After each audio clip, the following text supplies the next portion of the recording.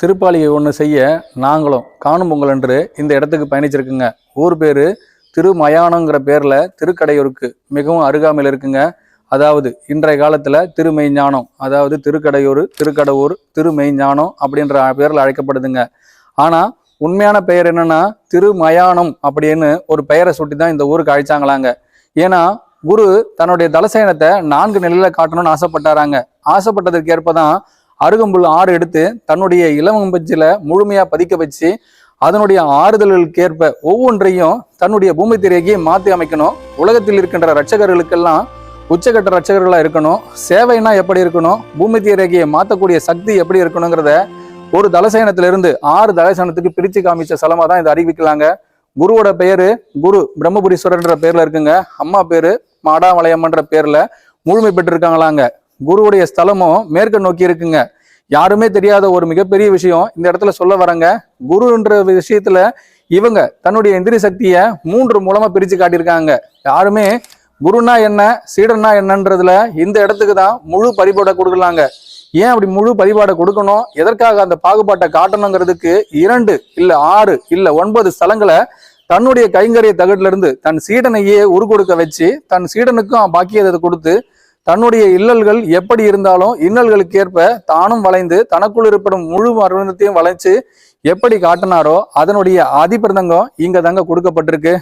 ஏன் இந்த சோளத்துக்கு இப்பேற்பட்ட பெயர் வந்ததுங்கிறதுக்கான மறுசுவடையும் நாங்க வெளியிட ஆசைப்படுறோங்க.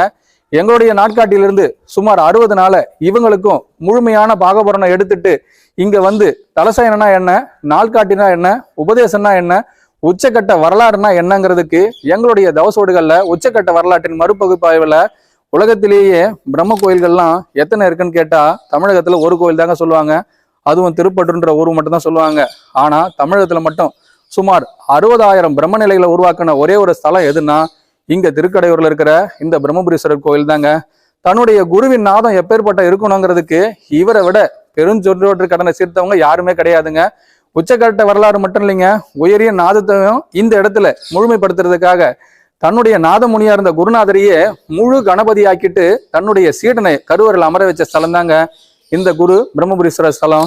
ஆதி பிரகண்ட நிலைக்கும் அப்பாற்பட்ட நிலையை உருவாக்கிட்டு இங்கு மேற்கண்ட நிலையிலிருந்து 3 நிலைகளை, அதாவது குரு சமண நிலையோ இந்த இடத்துல பதிக்கப்பட்டிருக்குங்க. யாராவது சீடர்கள்லாம் எப்படி பள்ளிப்பாடம் படிச்சாங்க, தவசோடுகள் எப்படி உருவாக்கப்பட்டது, தலசயனம் எப்படி உருவாக்கப்பட்டது, ஆதி சமணர்கள்னா என்ன, அருந்தவ புதல்வர்கள்னா என்ன, கோவூர்னா என்ன, குணவசியங்கள்னா என்ன, சிவநிலைனா என்ன, பெருமாள்னா என்ன, ஏன் உச்சக்கட்ட பிரம்ம நிலைனா என்னங்கிறதையும் இவங்க தாங்க முழு பாடசாலையா இருந்து உச்சக்கட்டத்துல நிரூபிச்சவங்க. கல்வி கடலா இருந்திருக்காங்க. காரூண்யம் முழுமையா முடிச்சிருக்காங்க. வேதங்களை இவங்களை போல தலையில புரட்டிப்பட்டவங்க யாருமே கிடையாதுங்க. யாராச்சும் இந்த கோவிலுடைய வாசல்ல முதல் அடி எடுத்து வச்சுட்டு 3 காலங்களையும் மாற்றி அமைக்கணும் குருதேவான்னு சொல்லிட்டு தன்னுடைய திசையை மேற்குல இருந்து வடக்கு நோக்கி ஒரே ஒரு முறை நோன்பு இருந்தாங்கன்னா போறங்க. வாழ்க்கையின் பல பிரதங்கங்களை உருவாக்கக்கூடிய குருநாதருக்கு தக்க செயல் செய்ததற்காக இவங்களுடைய நிலையே மாத்தி காமிக்கிற ஸ்தலமா தான் இந்த ஸ்தலம் அறிவிக்கப்பட்டதுங்க. முதல் முறையா ஒரு சீடன் வந்தாங்க.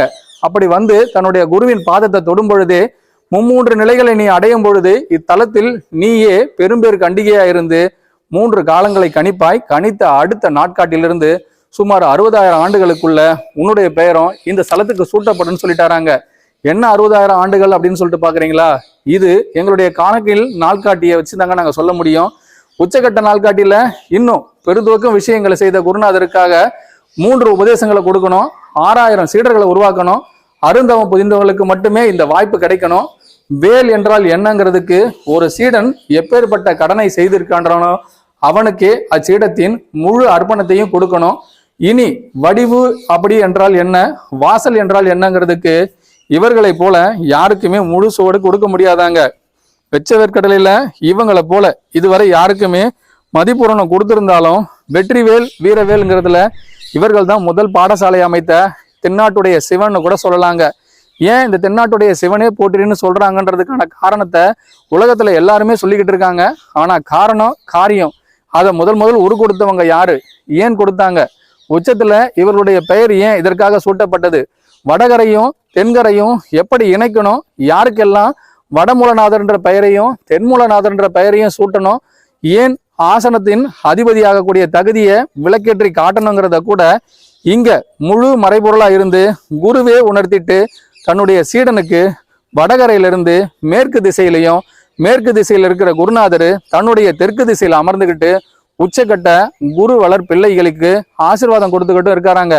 கணபதியா இருந்த குருநாதர் ஒரு காலகட்டத்துல தன்னுடைய இச்சா சக்தியை முழுமையா பயன்படுத்தும் பொருட்டு தன்னுடைய மூலபத்தினர்கள் எத்தனை பேர் இருக்கின்றார்களோ அவர்களுக்கும் ஆதிசயனம் கொடுக்கணும். அவர்களுடைய மறு பலிப்பீடத்திற்கு அமரும் பொழுதெல்லாம் அவருடைய வெஞ்சோற்று கடனை தீர்க்க எல்லைகள் எப்படி இருக்கணும்னு கேட்ட பொழுது எல்லைகள் எல்லாம் பெரும் மயானமா இருக்கணும். அவர்கள் எல்லையில இதுவரை யாருமே முழு பயிற்சி அடைந்திருந்தாலும் அதனுடைய உச்சகட்டத்துல தன்னுடைய குருவின் பாதம்னு யார் நினைக்கிறாங்களோ அவர்களுக்கு மட்டுமே அது கிடைக்கணுங்கிறதையும் உறுதிபட சொல்லிட்டாங்களாங்க. சரி, இதுல எத்தனை பேர்கள் இடம்பெற்றிருக்கணும்னு கேட்டா சுமார் 3000 6000 பேருக்கு மட்டும்தான் அதற்கான சுவடுகள் கொடுக்கப்படணும்னா அதற்கு எத்தனை நாள் நோன்பு இருக்கணும்னு கேட்டாங்களாங்க. காலக்கெடுவே அறிவிக்க கூடாது, காலத்தையும் விளந்த முழு ஆகமம் செய்த சீடர்களா இருக்கணும், கருவூராரின் சிட்டத்தை முழுமையா முடிச்சிருக்கணும், வேதிக்கலன்னா என்னங்கிறத உரு கொடுத்திருக்கணும், ஆதி நந்தினா என்னங்கிறத இந்த இடத்துல தாங்க உரு கொடுத்திருக்கணும். இந்த ஆதி நந்தின்ற வார்த்தைக்கு குருவின் பிரதான வாயில்ல யாராச்சும் ஒருத்தர் வந்து தன்னுடைய பெயரையும் சரி தன்னுடைய மூலத்தையும் சரிங்க, குருதான் என் மூலவர், குருவே ஆதி சமணர், குருவே ஆதி கண்ட நாயகர் என்ற பெயருக்கு உச்சவாசலை குறிப்பிட்டுட்டாங்கன்னா அவங்களுக்கு அருகண்ட புல் எடுத்து 9 14 நாட்களுக்கு விரதம் இருப்பாங்களாங்க.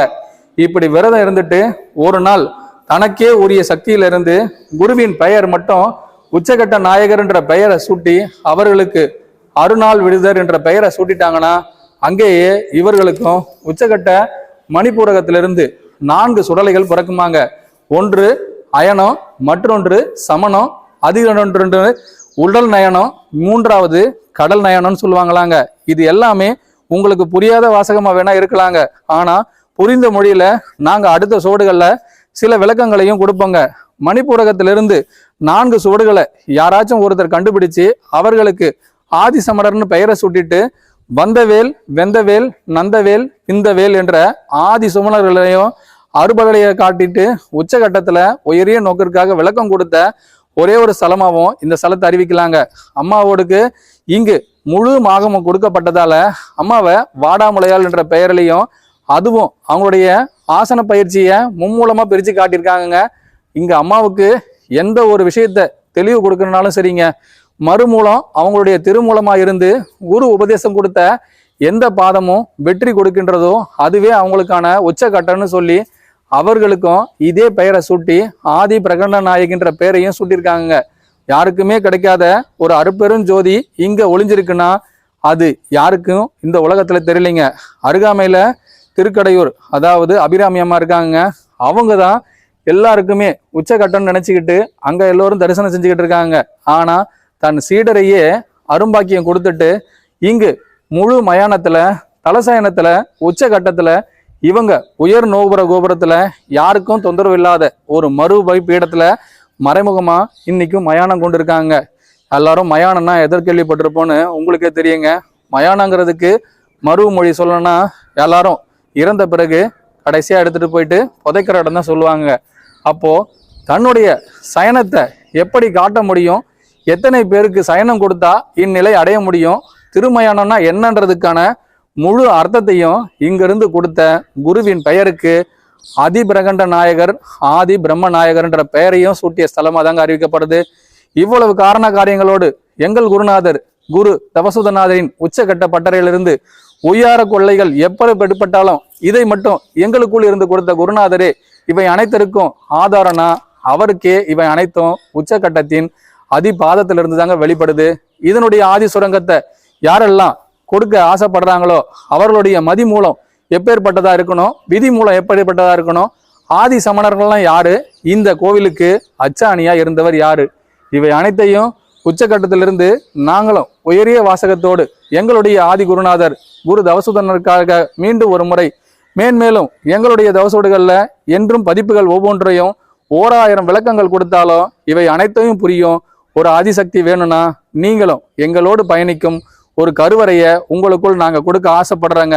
அதிலிருந்து மூலவர் ஆதி மூலவர் யாருங்கிறத நீங்களும் முழுமையா கணிக்க ஒரு கோவில் ஒரு ஸ்தலம் ஏன் உருவாக்கப்பட்டதோ அதனுடைய முழு சுவடுகளில் நீங்களும் பள்ளிக்கொண்டநாதருக்காக பலிப்பிடமாக இருந்தீங்கன்னா உங்களுடைய உச்சக்கட்டமும் இதே போல் ஒவ்வொரு கோயில்கள்லையும் உங்களையும் உயர்த்தி காட்ட எங்கள் குருநாதர் ஆசைப்படுறாருங்க.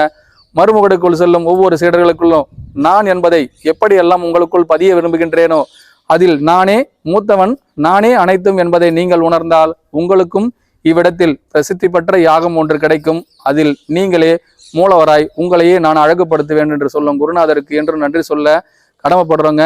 எல்லாம் வல்ல குருநாதருக்கு குருவே சரணம், குருவடி சரணம், திருவடி போற்றுங்க.